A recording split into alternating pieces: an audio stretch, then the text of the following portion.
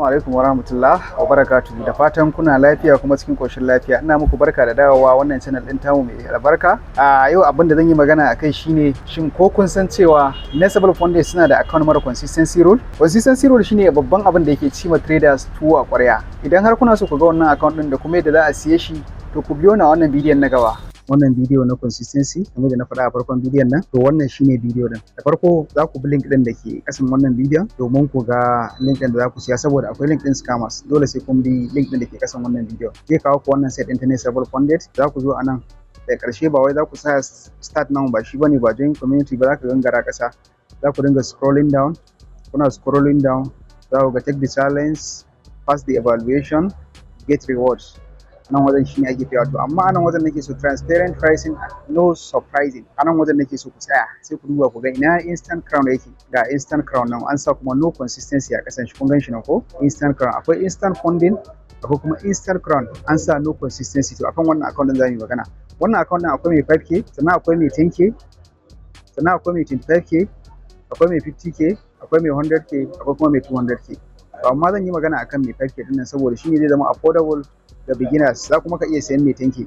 Kun gani account rules shine suka ce account type shine instant crowd, instant ne, ba wai kana da challenge bane akan shi. Sai kuma maximum trading days unlimited, meaning da zaka iya yin kwana 100 kana trading din shi, inda baka yi passing ba za su kwace ba kamar sauran account din da za su ce idan ka wuce kwana 10 baka yi passing din shi ba za a kwace shi. Sai reward split 100%, abin da ka samu za a baka kashi 100, ko dala 10,000 ka ci za a baka ita completely.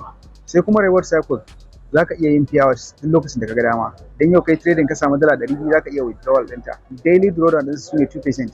2% din account din shine ba a so ka rasa a rana. Sai kuma maximum drawdown 4%, ba a so ka rasa 4% din account din a gaba ɗaya trade din da za ka yi. In ka rasa 4% za su kwace account din su. Consistency wanda yake cima traders tuwa a ƙwarya, an ce none, babu consistency, meaning that za ka iya cin dala 1000 a rana, za ka iya cin dala 1000, dala 200, dala ko nawa ka ga dama za ka iya ci a rana ɗaya, ba tare da ka samu wani matsala da kamfanin ba. Sai minimum trading days kuma non, ba za a ce in kai kwana 3 baka yi passing ba za a kwace, ko kai kwana kai sati 1 baka yi passing ba. Babu wannan tsarin akan wannan account din, saboda akwai profit da yawa ko kuma akwai dokoki da yawa da suke kan profit da yawa, ba sa son news trading. Inda za a yi news trading ka shiga trade ko a ce maka minti 5 kafin news din, to wannan babu shi, is allowed. Za ka yi trading din news a duk lokacin da ka ga dama. Weekend holding shi ma is allowed. To ya ake siyan wannan account din shine ga price din shi nan a $49. Yanzu ma wannan in ka bi amfani da link ɗina za ka same shi a 50% discount. 50% discount shine a maimakon ka siya a $99 za ka siya shi a $49. Gashi nan za ka zaɓi platform ɗin da kake so, MetaTrader kake so, ko MetaTrader 5 ko Trader Local. Amma saboda beginners sun fi son MetaTrader 5 za mu yi amfani da ita. Me next abin da za ka shine sai ka taɓa purchase the challenge. Dan ka taɓa purchase the challenge zai kai ka wajen da za ka siya. To abin da za ka fahimta a nan shine ba kowane waje za ka cike ba. Za ku taho ƙasa a hankali gashi nan sun ce mana instant funding, sun zaɓa mana shi amma ba shi muke so ba, amma sun san abin da muka zaɓa already a baya. Mun zaɓa instant crown ne, ga platform ɗin da muka zaɓa ne shi ma MetaTrader 5, sannan kuma ba pro muka zaɓa ba, a crown muke. Akan crown ɗin nan shine no consistency, sai kun tabbatar da shi akan wannan no consistency ɗin kuke. Gashi nan 5k muka zaɓa, sai select add on. Wannan add on ɗin ba ruwan ku da shi, 15%, 25% ba ruwan ku da shi, za ku tsallake shi. To kun gani configure your account, gashi nan duk na cike wannan abubuwan. First name, last name, email address ɗina, phone number is optional, ba sai ka sa ba. Ga address ɗina na nasa, ga country ɗin da nake, ga state ɗin da nake, ga town city ɗina duka nasa. Email me exclusive discount. Nan ka ce ne idan ana da wani discount a ƙasa a yi maka mail, shine na sa wannan a nan wajen. To ga shi a ƙasa ga order, ga summary ɗinmu. Order summary shine mun zaɓi account instant crown, kuɗin shine 135,000, 135,550 da kuma $8. Wannan shine kuɗin shi, amma saboda kai amfani da discount ɗina ko da link ɗina za su siyan maka shi a 50% discount. Zaka ba da rabin kuɗin kenan, ma'ana rabin kuɗin zaka biya 67,527.9 shine abin da za a biya. To amma yanzu a nan wajen muka zo wajen payment, ba ruwanmu da kofin kwaɗin nan, mun riga mun sa shi already. Coral Pay shi zaka zaɓa, musamman in kana Najeriya ne. Idan kuma kana son crypto payment zaka iya zaɓen crypto payment. To amma mu tun da mun fi so mu yi amfani da naira, sai ka zaɓi Coral Pay, sai ka danna place order. Abu na gaba kenan, sai ka danna place order.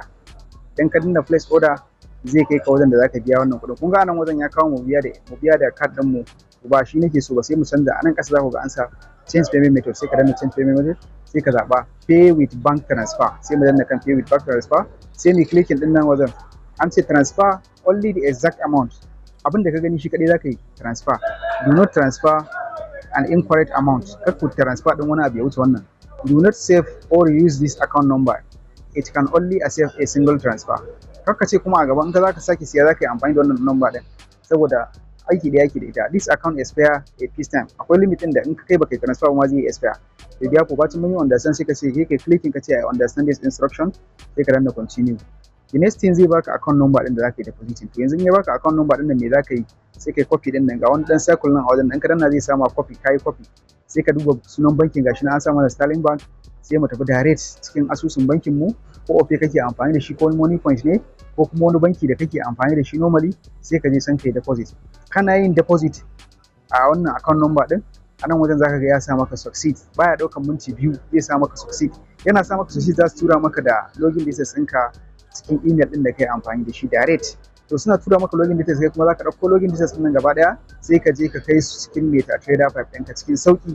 Kana kai su can sai ka fara trading da full discipline ɗinka. Wannan shine karshen bidiyon da zamu yi akan wannan abun.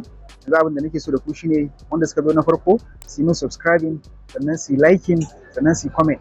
Sannan kuma akwai link din Twitter dina sai ku bi link din saboda giveaway da kuma update da muke bayarwa akan wannan kamfani namu na Nesable Funded.